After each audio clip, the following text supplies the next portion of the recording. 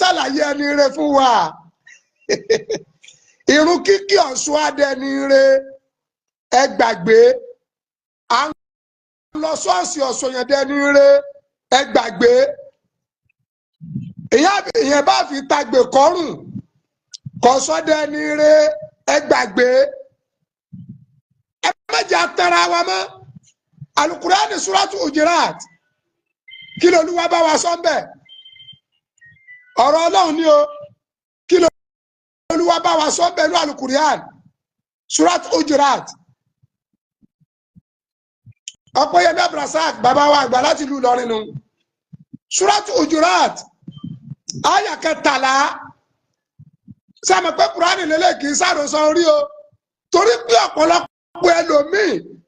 ara ẹlòmíì kò òdodo ẹ̀mí ẹlòmíì rí jẹ́ ti òdodo ìjọsìn ọ̀tọ̀ ìjẹnirí ọ̀tọ̀ àìmọyàbá àti wọláwà ní tọ́jẹ́pẹ́ ní ibi ní tí ń ṣe gbájú ẹ̀ tí ń pààyàn àìmọye tí ń kírun àìmọye tí ń lọ ṣọ́ọ̀ṣì àìmọye pásítọ̀ tí ń rí odidi èèyàn mọ́lẹ̀ láàyè àìmọyàbá àti ń borí èèyàn lọ́wọ́ ẹ̀ òní oṣù kọ̀ọ̀kan ní mọ́sáàsì àyè babaláwo tó jẹ́ ayákìlá ta lẹ́ni rẹ̀ suratu Hujurat àyà 13 a'udhu billahi minash shaitanir rajim bismillahir rahmanir rahim ya ayyuhan nasu inna khalaqakum min zakari wa unsa wa ja'alakum shu'uban wa qabaila lita'arafu inna akramakum indallahi atqakum inna Allaha alimun khabir. ìdáhùn sí ìbéèrè yẹn ni Al-Qur'an Olúwa ní ya ayyuhan nas ibi tó Olúwa bá ti ń pè nẹ́ẹ̀sù ó ń pè mùsùlùmí ó ń pè kìrìsìtẹ́nì ó ń pè oníṣẹ̀ṣe ó ń pè ní tí ó mùsùlùmí ó ń pè ní tí ó kìrìsìtẹ́nì ó ń pè ní tí ó ṣẹ̀ṣẹ̀ gbogbo ayé pátá ni Olúwa ń pè bẹ́ẹ̀ yẹn Olúwa ní ya ayyuhan nas Olúwa ní mo pè gbogbo ayé. àwọn ọ̀rẹ́ kan bẹ oòrùn làwọn nígbàgbọ́ sí Olúwa ló ń pè wọ́n àwọn ọ̀rẹ́ kan bẹ òṣùpá ni wọ́n nígbàgbọ́ sí Olúwa ló ń pè wọ́n àwọn àrùn tá a gbà pẹ̀lú kẹ́límọ̀ la ilaha illallah kákìrún kágbàwẹ̀ Olúwa ló ń pè wá àwọn kìrìsìtẹ́nì Olúwa ló ń pè wọ́n àwọn oníṣẹ̀ṣe Olúwa ibi tó Olúwa bá ti ní yá ayyuhan nasu gbogbo ayé ló pè bẹ́ẹ̀ yẹn Olúwa lóun tó pe àwọn sùn ṣe nǹkan àwọn awòsùn ṣe nǹkan àwọn arákẹ́ bẹ àwọn owó sùn báyìí èyí tí bá dẹ̀ tó bá ti bóde lẹ́nu wọn kó tó báyìí àṣẹ́gun nù. yá ayyuhan nasu Olúwa lóun pe gbogbo ayé pátá àti Yíbò àti Haúsá àti bẹ́rìbẹ́rì àti Yorùbá àti Ghana àti Togo gbogbo ẹ bá ti lajú bára rẹ̀ lábẹ́ sábà ti ń tẹ̀lé Olúwa ló ń pè wá. Ya ayyuhan nasu Olúwa ní inna khalaqnakum min zakari wa unsa Olúwa ní ẹ wá o èmi Ọlọ́run ni mo dá yín lọ́kùnrin mo dá yín ní obìnrin Olúwa dá ọkùnrin ó dá obìnrin kàkànsá kọ́ kàkànsá bó gbẹ́nu wa ẹni tí ń sọkùnrin tí ń sọbìnrin Olúwa ló ń pe gbogbo nọ́ọ̀sù gbogbo ayé. Oni waja'alnakum shu'uban wa qabailan lita'arafu ẹ̀yin èèyàn yìí mo dá yín lóníranran ẹbí sẹ́bi ìlú sílùú lita'arafu kẹ́ ẹ lè dára yín mọ̀ ọmọ akíre lèmi àlèyé lè bá pọ́mù tán a lè bá kó yín tán èèyàn lè bá bẹ̀rẹ̀ tán wọ́n lè fẹ́ yé èèyàn l'Ógbómọ̀ṣọ́ wọ́n lè fẹ́ yé èèyàn n'Ílọrin wọ́n lè fẹ́ yé èèyàn l'Ógùn state wọ́n lè fẹ́ yé èèyàn ní Haúsá wọ́n lè fẹ́ yé èèyàn Togo wọ́n lè fẹ́ Ghana Olúwa ló ń pe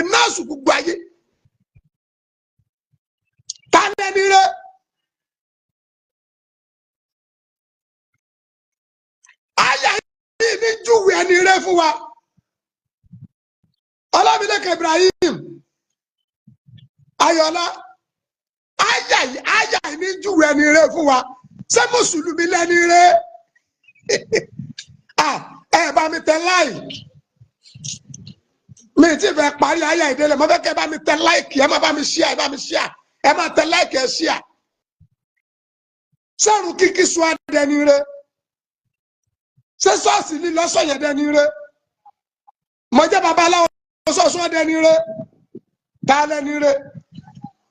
Kùránì Olúwa ní lítà ara fún mùsùlùmí ní ṣùgbọ́n wakọ̀bá ìlànà ṣùgbọ́n wakọ̀bá ìlànà lítà ara fún ẹbí bàbá ẹbí ìyá Olúwa ló ń fẹ́ ká fi ìyẹn dára wa mọ́ ni ó wà ní inna akramakum indallahi atqakum inna akramakum indallahi atqakum ẹni rẹ nínú yín ìlẹ́ni tó bá bẹ̀rù Ọlọ́run ìmọ̀ ọjọ́ mùsùlùmí ọjọ́ kìrìsìtẹ́nì ọjọ́ oníṣẹ̀ṣe ẹni rere nínú yín lẹ́ni tó bá bẹ̀rù Ọlọ́run èèyàn gidi nínú yín lẹ́ni tó bá bẹ̀rù Ọlọ́run ìbẹ̀rù Ọlọ́run ni ò ní jẹ́ ó ṣe burúkú sọ́mọlàkejì ẹ ìbẹ̀rù Ọlọ́run ni ò ní jẹ́ ó bà tọ́mọlàkejì ẹ jẹ́ ìbẹ̀rù Ọlọ́run ni ó jọ ọmọ pẹ́mi tó ní lẹ́ni tí ìwọ ń ronú pọ̀ fẹ́ pa iná ní ẹ̀mí yẹn ò pé méjì ìbẹ̀rù Ọlọ́run ni ò ní jí oró ibi sọ́mọlàkejì ìbẹ̀rù Ọlọ́run ni inna akramakum indallahi atqakum ọba àjẹ́ mùsùlùmí ọba àjẹ́ kìrìsìtẹ́nì ọba àjẹ́ oníṣẹ̀ṣe ẹnikẹ́ni nínú yín tó bá bẹ̀rù Ọlọ́run ó ní kí ni o òun lẹni ire tá a bá yanjú ìyẹn tán láṣẹ wa máa sọ̀rọ̀ ẹ̀sìn ẹ̀mẹ́yẹ tó bá tèèyàn jẹ́ tọ́kọ́ tó kọjá mọ́sáàsì tí ẹ máa larí mọ́lẹ̀ ẹ̀mẹ́yẹ tó pààyàn tó gbé aṣọ Sùsánà sọ́rùn tó lòun lọ ṣọ́ọ̀ṣì ẹ̀mẹ́yẹ tó bá yéèyàn jẹ́ tó lọ bẹ èṣù lọ́wẹ̀ tó ní kí lamọ́ ní káyé rẹ̀ orí dàrúdàrú ayé rẹ̀ ó sì rí dàrúdàrú àmọ́ inna akramakum indallahi atqakum ìkíbẹ̀rù Ọlọ́run ó jókòó sẹ́mi èèyàn ní ó jí òun fi ọmọlàkejì sípò ara rẹ̀ tá a bá ti fi ọmọlàkejì sípò ara ẹni àní irun burú ọrùn àìdá ọ̀ọ́sẹ̀bàjẹ́ pẹ̀lú ọmọlàkejì Olúwa wa ní inna Allaha alimun khabirun ó ní inna akramakum indallahi atqakum ẹni tó bá bẹ̀rù Ọlọ́run nínú yín òun lẹni rẹ̀ torí pé kí ni o inna Allaha alimun khabirun torí pé ọba tó ní ìmọ̀ lọ́lọ́run khabirun ó dẹ̀ rí òru àti ìbú èmi àti ẹ torí náà gbogbo yín pátá aleikum bitaqwallahi ìbẹ̀rù Ọlọ́run dọwọ́ wa àtàfà àtọmọkéwù àti pásítọ̀ àtọmọ ìjọ àti oníṣẹ̀ṣe àti babaláwo àti yọ̀ọ̀sùn àti gbá àtàwo inna akramakum indallahi atqakum ìbẹ̀rù Ọlọ́run ọdọwọ ẹni tó bá bẹ̀rù Ọlọ́run òun lẹni ire salamu alaykum warahmatullahi ta'ala barakatuh. a'udhu billahi minash shaitanir rajim bismillahir rahmanir rahim ihdina siratal mustaqim wala udwana illa ala salimin. mo kí gbogbo tọkùnrin tóbìnrin ọmọdé àgbàlagbà ní gbogbo ibikíbi àti àyíkáyè tẹ́ ti ń gbọ́ mí déédéé àkókò yìí ìṣẹ́jú àti àkókò tí mo ní kò tó nǹkan kódà bóyá ni mo ní ìṣẹ́jú tó tó 10 débi 20 ìṣẹ́jú. ta ni ẹni rẹ ṣé mùsùlùmí ni ẹni rẹ ni àbí kìrìsìtẹ́nì àbí oníṣẹ̀ṣe ṣé ká kírun lọ́sọ ni dẹni rẹ ni àbí ká lọ ṣọ́ọ̀ṣì àbí oníṣẹ̀ṣe ta lẹni rẹ ta lẹni rẹ. mo ti bẹ̀rẹ̀ yìí ní comment section tí mo ti mẹ́sẹ̀jì táwọn èèyàn dẹ̀ ti ń sọ̀rọ̀ ta lẹni rẹ sọ́wọ́ àbá lẹni rí àbí pásítọ̀ àbí babaláwo sọ iṣẹ́ ìjọba ní àbó olóṣèlú àbó ń sí ọwọ́ ta lẹni rẹ sọ́wọ́ táǹkìrún lẹni rẹ ní àbẹni tí ń lọ ṣọ́ọ̀ṣì àbáwọn tí ń bọ nǹkan ta lẹni rẹ Lawan ẹ jẹ́ bá mi sí program nítorí tọ́lọ́ mọ́kànfẹ́ kásúlẹ̀ jàǹfààní kínní yìí torí ìṣẹ́jú tí mo fẹ́ lò tó nǹkan ẹ bá mi sí ààrẹ lógúnlógún ẹ sí ààrẹ lọ́gbọ̀nlọ́gbọ̀n ṣé mùsùlùmí lẹ́ni rẹ̀ ṣé kìrìsìtẹ́nì lẹ́ni rẹ̀ sáwọn oníṣẹ̀ṣe lẹ́ni rẹ̀ ta lẹ́ni rẹ̀ ta lẹ́ni rẹ̀ Àlùkùránì ṣàlàyé ẹni rẹ̀ fún wa irun kíkí Ọ̀ṣun adẹni rẹ̀ ẹ gbàgbé à ń lọ ṣọ́ọ̀ṣì Ọ̀ṣun yẹn dẹni rẹ̀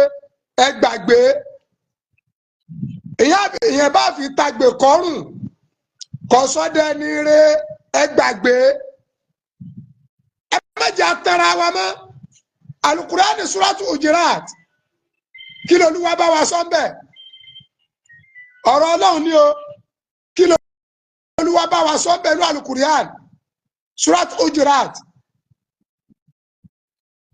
Ọpẹ́yẹmí Abdulrasaq bàbá wa àgbà láti ìlú Ìlọrin nù Suratu Hujurat àyà 13 sàmì pé Kùránì lélẹ̀ kì í sàròsọ orí o torí pé ọ̀pọ̀lọpọ̀ ẹlòmíì ara ẹlòmíì kò òdodo ẹ̀mí ẹlòmíì rí jẹ́ ti òdodo ìjọsìn ọ̀tọ̀ ìjẹnirí ọ̀tọ̀ àìmọye àbá àti wọláwà ní tọ́jẹ́pẹ́ ní ibi ni tí ń ṣe gbájú ẹ̀ tí ń pààyàn àìmọye tí ń kírun àìmọye tí ń lọ ṣọ́ọ̀ṣì àìmọye pásítọ̀ tí ń rí odidi èèyàn mọ́lẹ̀ láàyè àìmọye àbá àti ń borí èèyàn lọ́wọ́ ẹ̀ òní oṣù kọ̀ọ̀kan ní mọ́sáàsì àyè babaláwo tọ́jú ayákìlá ta lẹ́ni rẹ̀ Suratu Hujurat àyà 13 A'udhu billahi minash shaitanir rajim bismillahir rahmanir rahim ya ayyuhan nasu inna khalaqakum min zakarin wa unsa wa ja'alakum shu'uban wa qabailan lita'arafu inna akramakum indallahi atqakum inna Allaha alimun khabir. Ìdáhùn sí ìbéèrè yẹn ni Al-Qur'an Olúwa ní ya ayyuhan nas ibi tó Olúwa bá ti ń pe nẹ́ẹ̀sù ó ń pe mùsùlùmí ó ń pe kìrìsìtẹ́nì ó ń pe oníṣẹ̀ṣe ó ń pe ẹni tí ó mùsùlùmí ó ń pe ẹni tí ó kìrìsìtẹ́nì ó ń pe ẹni tí ó ṣẹ̀ṣẹ̀ṣe gbogbo ayé pátá ni Olúwa ń pè bẹ́ẹ̀ yẹn Olúwa ní ya ayyuhan nas Olúwa ní mo pe gbogbo ayé àwọn ọ̀rẹ́ kan bẹ oòrùn làwọn nígbàgbọ́ sí Olúwa ló ń pè wọ́n àwọn ọ̀rẹ́ kan bẹ òṣùpá ni wọ́n nígbàgbọ́ sí Olúwa ló ń pè wọ́n àwọn ọ̀rẹ́ tá a gbà pẹ̀lú kẹ́límọ̀ la ilaha illallah ká kírun ká gbà àwọn Olúwa ló ń pè wá àwọn kìrìsìtẹ́nì Olúwa ló ń pè wọ́n àwọn oníṣẹ̀ṣe Olúwa ibi tó Olúwa bá ti ní ya ayyuhan nas gbogbo ayé ló pè bẹ́ẹ̀ yẹn Olúwa ló tó pe àwọn sùn ṣe nǹkan àwọn awòsùn ṣe nǹkan àwọn arákẹ́ bẹ àwọn owó sùn báyìí èyí tí bá dẹ̀ tó bá ti bóde lẹ́nu wọn kó tó báyìí àṣẹ́gun nù. Ya ayyuhan nas Olúwa ló ń pe gbogbo ayé pátá àti Yíbò àti Haúsá àti bẹ́rìbẹ́rì àti Yorùbá àti Ghana àti Togo gbogbo ẹ bá ti lajú bára rẹ̀ lábẹ́ sábà ti ń tẹ̀lé Olúwa ló ń pè wá. Ya ayyuhan nas Olúwa ní inna khalaqnakum min zakarin wa unsa Olúwa ní ẹ wá o èmi Ọlọ́run ni mo dá yín lọ́kùnrin mo dá yín ní obìnrin Olúwa dá ọkùnrin ó dá obìnrin kàkà ń sákọ kàkà ń sábú bẹ́nu wa ẹni tí ń sọkùnrin tí ń sọbìnrin Olúwa ló ń pe gbogbo nọ́ọ̀sù gbogbo ayé waja'alnakum shu'uban wa qabailan lita'arafu ẹ̀yin èèyàn yìí mo dá yín lóníranran ẹbí sẹ́bi ìlú sílùú ní tààrà fún ká ẹ lè dára yín mà ọmọ akíre lèmi àlèyàn lè bá pọ́mù tán a lè bá kó yín tán èèyàn lè bá bàdàn tán wọ́n lè fẹ́ yé èèyàn l'Ógbómọ̀ṣọ́ wọ́n lè fẹ́ yé èèyàn n'Ílọrin wọ́n lè fẹ́ yé èèyàn l'Ógùn state wọ́n lè fẹ́ yé èèyàn ní Haúsá wọ́n lè fẹ́ yé èèyàn Tógò wọ́n lè fẹ́ Ghana Olúwa ló ń pe nọ́ọ̀sù gbogbo ayé ta lẹ́ni rẹ̀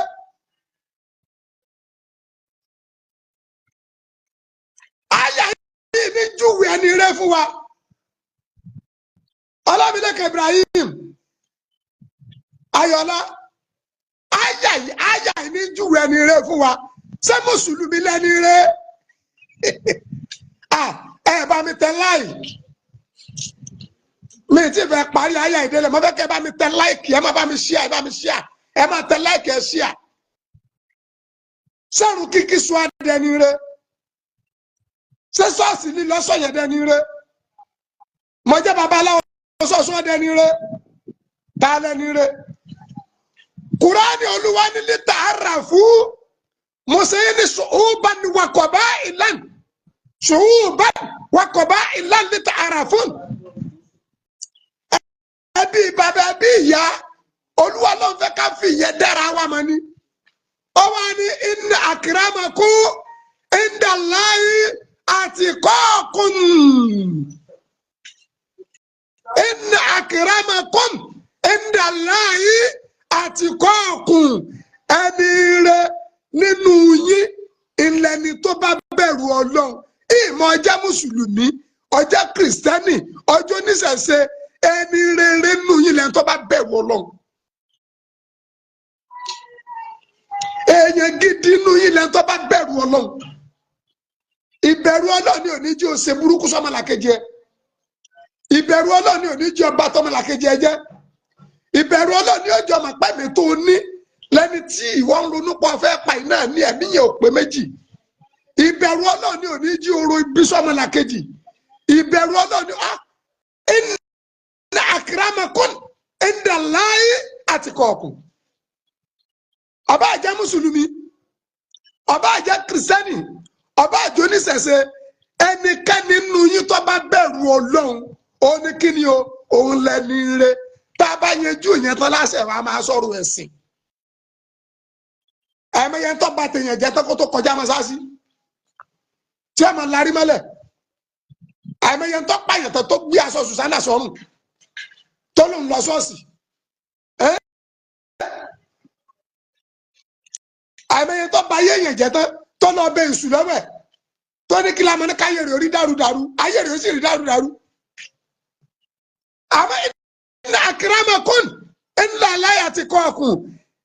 kíbẹ̀rù Ọlọ́run jókòó sẹ́mi èèyàn ni ó jí òun fi ọmọlàkejì sípò ara rẹ̀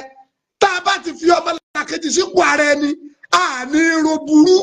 ọrùn àìdá ọ̀ọ́sẹ̀bàjẹ́ pẹ̀lú ọmọlàkejì Olúwa wa ní innallaha alimun khabirun ó ní inna akramakum indallahi atqakum ẹni tó bá bẹ̀rù Ọlọ́run nínú yín òun lẹ́ni rẹ̀ torí pé kí ni o innallaha alimun khabiru torí pé ọba tó ní ìmọ̀ lọ́lọ́run khabirun ọdẹ rí òru àti ìbú èmi àti ẹ torí náà gbogbo yín pátá aleikum bitakiwallahi ìbẹ̀rù Ọlọ́run dọwọ́ wa àtàfà àtọmọkéwù àti pásítọ̀ àtọmọ ìjọ àti oníṣẹ̀ṣe àti babaláwo àti ìyá Ọ̀ṣun àti igbá àtàwo inna akramakum indallahi àti kọ̀ọ̀kọ̀ ìbẹ̀rù Ọlọ́run ọ̀dọ̀wọ́ ẹni tó bá bẹ̀rù Ọlọ́run òun lẹ́ni ire. Salamu alaikum warahmatullahi ta'ala wabarakatuh.